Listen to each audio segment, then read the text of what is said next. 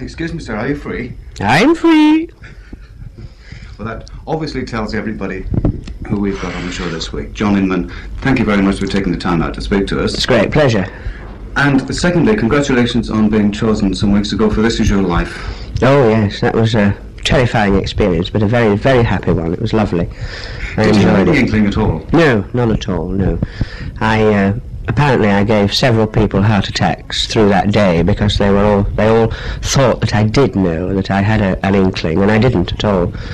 And I kept saying things, that prompted them to think that I knew about it, but I didn't. It was quite a shock. Mm-hmm. It must be a delight as well, surely. Oh, yes, it was. It was marvellous. And to see everybody, that I hadn't seen for such a long time. And my mother, I was more concerned about her because I knew she'd be in a terrible state wherever she was. I said to the fellow afterwards, after Eamon had caught me here, you see, I said, where's my mother? Has she arrived? And he said, shut up, you're not supposed to ask questions like that. You said the word here. Well, that means Wimbledon Theatre. Yes. This, in fact, is your second time here, isn't it? It's my second time in pantomime. It's my third time, really, because I used to work here 15 years ago when Peter Haddon had the place. I was a stage manager here. Really?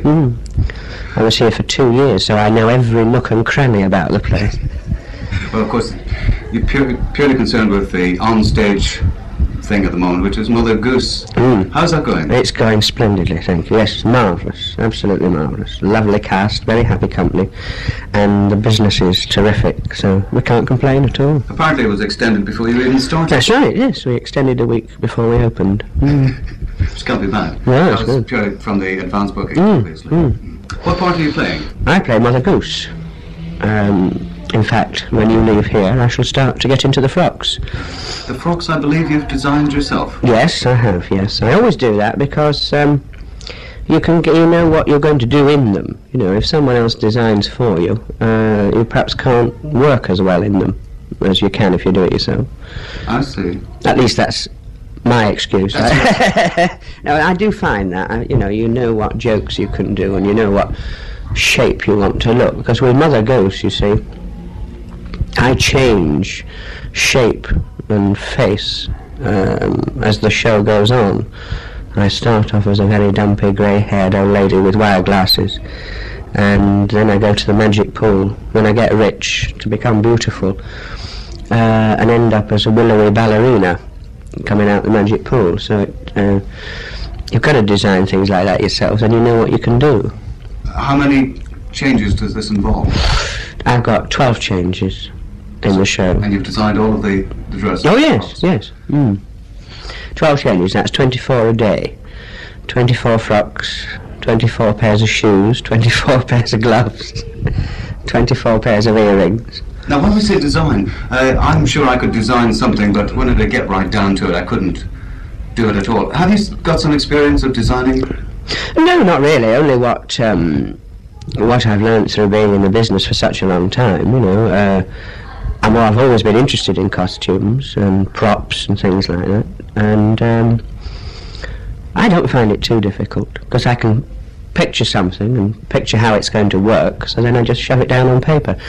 Up until this year I used to actually make them as well, but I've been so busy this year that I got a little lady in Blackpool to make them for me. I see. Of course, you've done some set designing as well, haven't you, in the past? Yes, I was a scenic artist for a while with a rep company. I didn't like that. It was a bit of a dirty job, you see. Getting back to Mother Goose and your various changes and all the rest, is there a set script for Mother Goose which must be followed irrespective of who's playing? No. I think it's like most pantomimes. The script is built round whoever's starring in the show. Everybody's always got their own bits that they want to do in a pantomime, and they're fitted in. A pantomime book, although a pantomime lasts nearly 3 hours, the book for a pantomime is very slim, really. It can be done on the back of a dirty old brown envelope.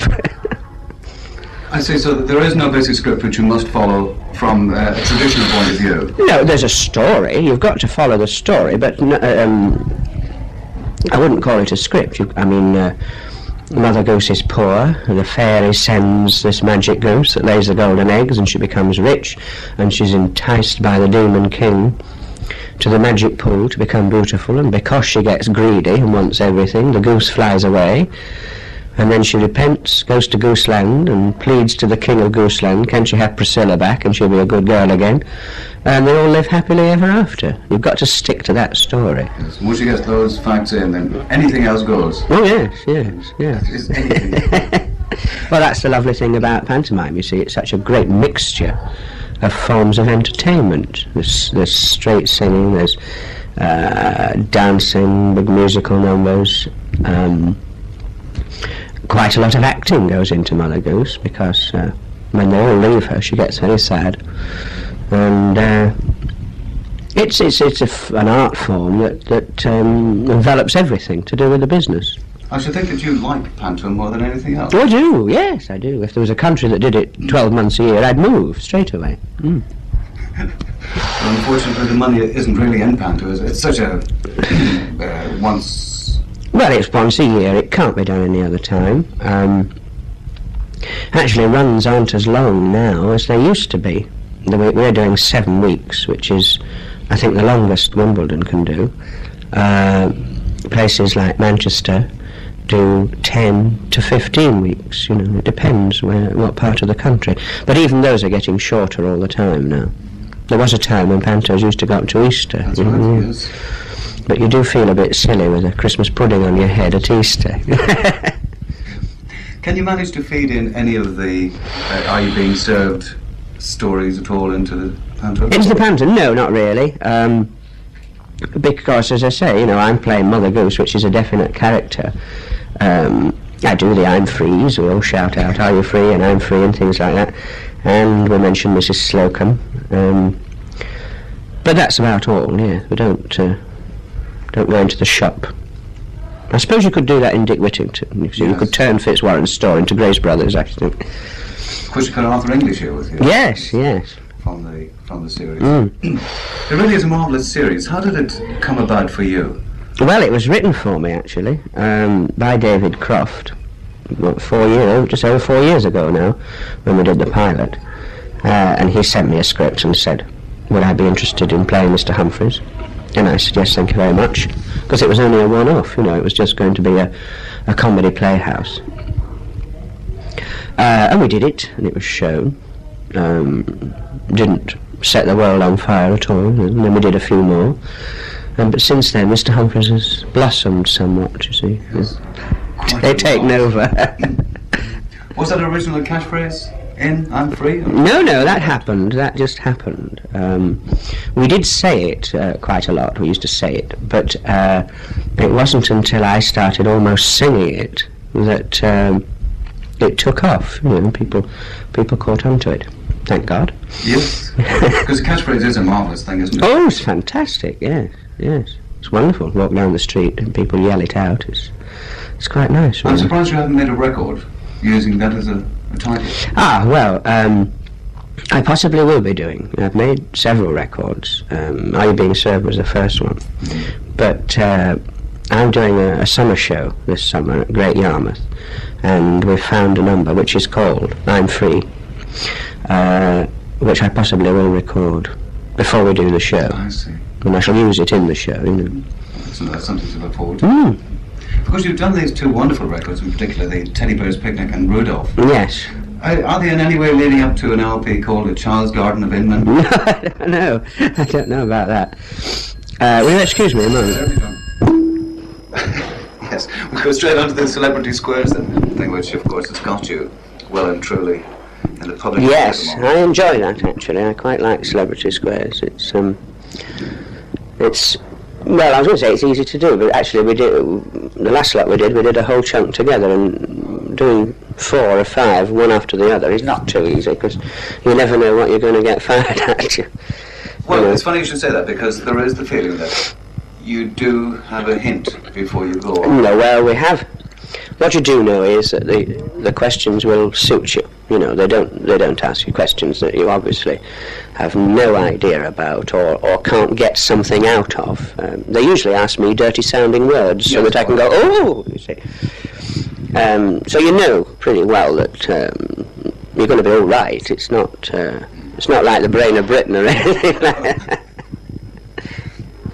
But you're given no clue as to the actual question that you must answer? No, not at all. No, we never see Bob, actually, until the show's over. He keeps well out of the way, and we keep out of the way of him with our little cards and the questions for him. Yeah. You know, so. Really, it's a marvellous programme. Oh, it's done well, yes. It's very nice to do, because you meet such a lot of marvellous people that you wouldn't meet otherwise, you see. You meet 8 other celebrities, which That's is true, yes. smashing. Plus Bob was rather Yes, special. oh yes. Oh, we think so anyway. Oh well, he's wonderful. He's marvellous. Yeah, I think so. Bob thinks so as well. Getting back to how you're being served, do programmes like that take a long time to do? No. A week. We do 1 episode a week, which I say a week. It takes about 4 days really to plot it and rehearse it, and then we go into the studio on a Friday and record it in the evening. Now, is the script served up to you by 2 boys? Yes. Or We get the come script. in with you? No, we get the script.